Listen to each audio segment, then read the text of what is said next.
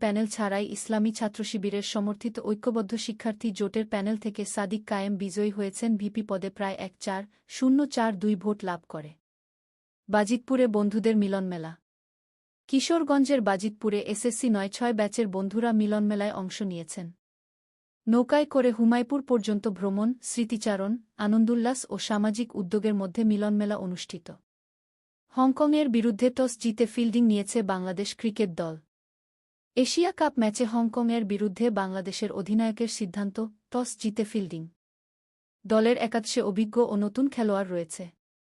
ডাকসু নির্বাচন জাতীয় নির্বাচনের মডেল হিসেবে কাজ করবে, স্বরাষ্ট্র উপদেষ্টা। স্বরাষ্ট্র উপদেষ্টা lieutenant general of. Jahangir Alam Chowdhury বলেছেন, ডাকসু নির্বাচন যেন আগামীর জাতীয় নির্বাচনের জন্য একটি কি মডেল হবে। নির্বাচন সংক্রান্ত প্রস্তুতি, আইনশৃঙ্খলা ইত্যাদি বিষয় আলোচিত হয়েছে। কাঠমান্ডুতে জরুরি অবস্থা, নেপাল-বাংলাদেশ ম্যাচ স্থগিত। নেপালের রাজধানী কাঠমান্ডুতে জেনজির বিক্ষোভ ও উত্তেজনার কারণে বাংলাদেশ-নেপাল ফ্রেন্ডলি ফুটবল ম্যাচ ও অনুশীলন স্থগিত করা হয়েছে। শহরে কারফিউ জারি। আগস্টে ১-৬ দিনে ৫,০০০ কোটি টাকার রেমিটেন্স এলো দেশে।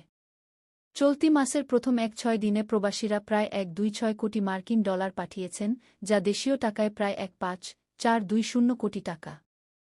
রেমিটেন্স প্রবাহ দেশের বৈদেশিক মুদ্রার রিজার্ভ ও অর্থনীতিতে স্বস্তি এনে দিয়েছে। নেপালের প্রধানমন্ত্রী হচ্ছেন সুশীলা কার্কি, আজ রাতেই শপথ। নেপালের প্রাণঘাতী বিক্ষোভ ও সরকারের পতনের পর সাবেক প্রধান বিচারপতি সুশীলা কার্কি আগামীকাল রাতেই শপথ নিতে যাচ্ছেন প্রধানমন্ত্রী হিসেবে।